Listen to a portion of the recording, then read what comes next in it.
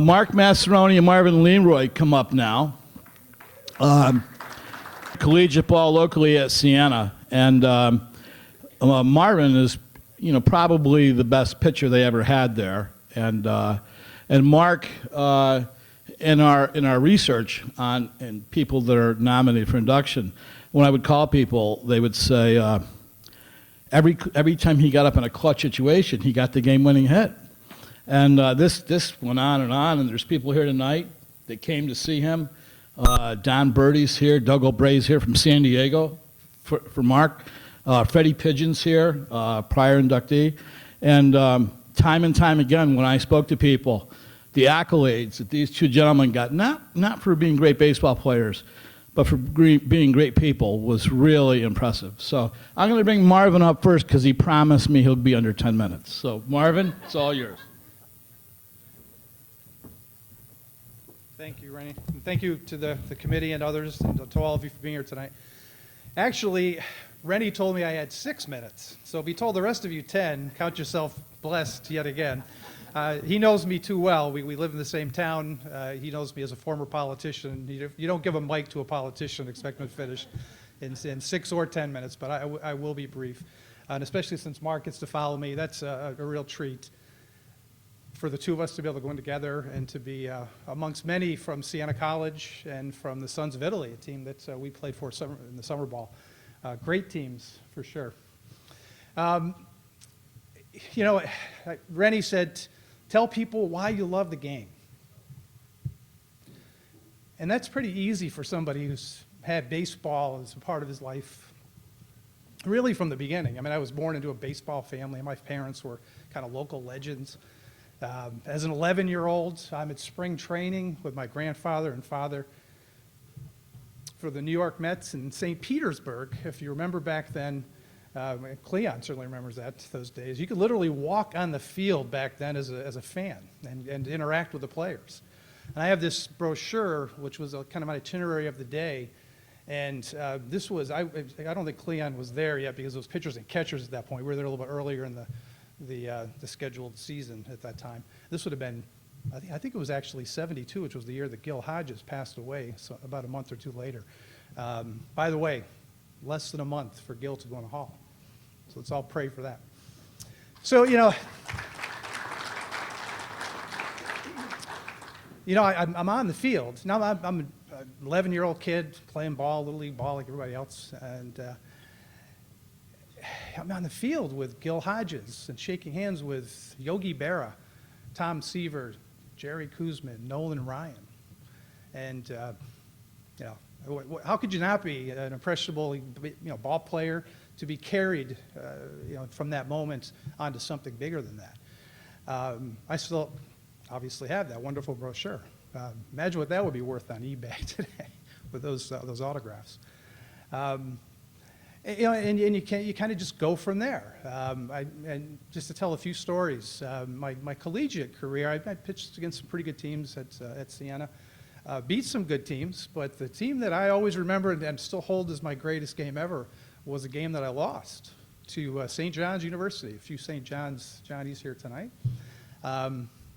Another guy who's in this Hall of Fame faced me in that game. It was a doubleheader. Siena and St. John's, not a stone's throw from here, Bleecker Stadium. And the first game, Frank Viola pitched against us. And I'm thinking, wow, how lucky am I? That's the established pitcher for the St. John's team. I'm going to get this kid, John Franco. I mean, who's he? Another freshman just like me. We pitched 3 games in college. That team went on to the College World Series. I throw a 3-hitter and lose on a ground ball to first base that hits the bag and trickles into right field and 2 runs score.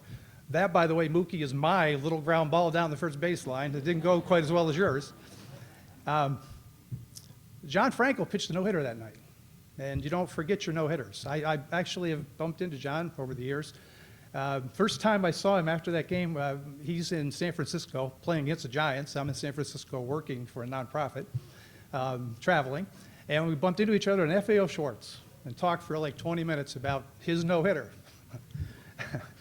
and my greatest game that didn't quite go as well as his. But I tell that story to kids all the time because this is a game that is just, it's a lot more than just winning and losing. There's a great life lesson in that. It's about showing up, being part of something special, and being able to tell that story about how special that, that moment was for John Franco. But taught me a lot of things too on that day that have carried with me on into my career. I mentioned that I was a politician. This is my favorite baseball story. This is one that you couldn't even write in a novel. And by the way, Rennie asked me when I wanted to go in this order, and I'll be happy to go first. Just make sure I don't follow Ken Burns. See how that went? But actually, it puts me behind an umpire who has a wonderful story to tell, a phenomenal story to tell. And so here we are. But I get invited to go to Cooperstown. Anybody know, Bernie, you might know Walter Rich? Some Hall of Famers who go to Cooperstown know what Walter has. Well, I'm not sure Walter's still with us. I shouldn't be sorry. This was some years ago, and I get invited as a politician because he had these events where politicians hung out, did their political things, but he always held it the weekend of Hall of Fame inductions because he had a lot of friendships with baseball players. And I'm there, and I'm an old ball player. I went because I had to be there for the reasons that I was invited, but I wanted to meet the Hall of Famers. Brooks Robinson, Frank Robinson, Johnny Bench, Tom Seaver, Phil Niekro. So we're all there. We're doing our typical cocktail thing, and all of a sudden, Walter lived in the Fenimore Cooper House, which was that beautiful estate just up the road from the Hall of Fame. And we're out on the side of this home, and he had younger kids, and all of a sudden they came out with wiffle ball equipment.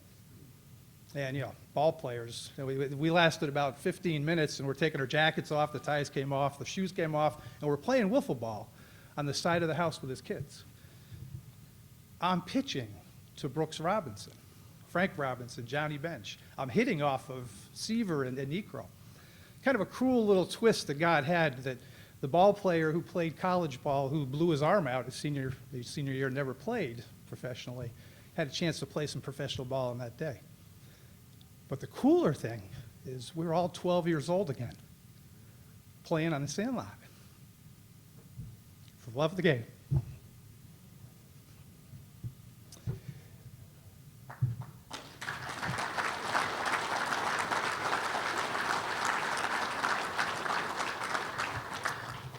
So the story keeps going. You don't become a player. You coach, you umpire, you do all the things that old ball players do. And then you have moments. You bump into each other. Tom Seaver was my childhood ball player hero. I've had 3 chances in my life to sit and have a beer with Tom Seaver and talk baseball. Better than that. Old pitchers just chatting about how to get guys out. I'm on a plane 2 months ago, flying from here to Atlanta. It was induction weekend. It was later this year because of COVID. And I'm a regular flyer. I'm like a million-mile traveler. And I'm in first class, and I sit down, and I look next to me, and it's like, that looks like it's Pete Rose. I'm like, how can that possibly be Pete Rose? So we're wearing masks, and you're kind of guessing it's him. And so I'm kind of keeping an eye out, thinking, well, we'll see. So the plane takes off. We get up there, we get our drinks, and take your mask off, take your drink, and sure enough, it's Pete Rose. So I'm sitting there, I'm trying to think, how can I be really cool and start a conversation with this guy, the all-time hits leader? So I lean over after about 5 minutes of getting up the courage to say anything to this guy and said, I think one day you're going to get in the Hall. And without any hesitation, he leaned over in a much more colorful language and says, yeah, I really screwed up. I'm a baseball guy. I love the game. It's a passion in everything that I've done throughout my life. If I'm not that guy, I have a 5-minute conversation with Pete Rose. But no, I get an hour-and-a-half conversation all the way to Atlanta. The guy's got an encyclopedic memory of baseball, mostly about all of his numbers. That's still pretty cool. And he had just come from 3 days sitting, signing autographs in Cooperstown with Reggie Jackson. I'll be more kind to Reggie because he had some interesting things to say about his buddy Reggie. But an hour and a half talking baseball with the all-time hits leader.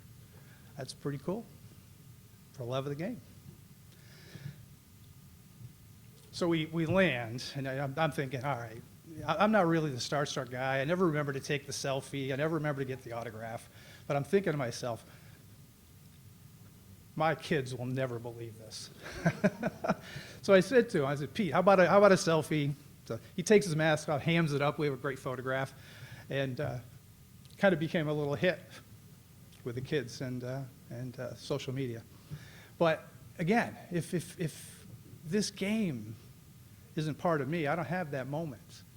And it's been something that I count as a blessing for a lot of years. You know,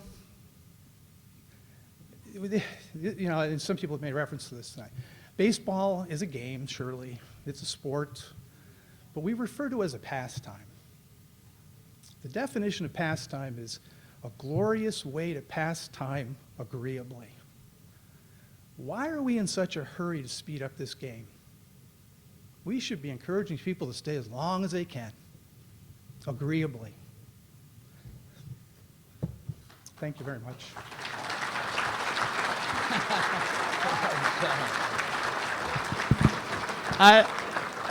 By the way, I think I might have forgotten. The board met recently, and we enacted a new provision that we won't allow politicians or lawyers to speak at these events. Just kidding. Actually, I'm glad I have something to present to you. Okay. I didn't get to this because I wanted to stay to my 6 minutes, but I want to do this anyway. I think my greatest legacy to baseball, and the reason I belong here, has nothing to do with what I did between the lines or all those wonderful moments I had. Some years ago, my son was playing ball. I kind of got a little frustrated as a father and a coach about how the process of selecting young ball players for summer and all-stars at the travel teams. I authored the definitive work on the selection of young players to those teams. It's called Baseball Ball Player Assessment Tool, Baseball BAT for short. This is an objective way to choose players to be on those teams. It is being used locally, but I'm more proud of the fact that it's being used by leagues in all 50 states now. Beautiful. So this is my legacy. For you. Thank you. Well done.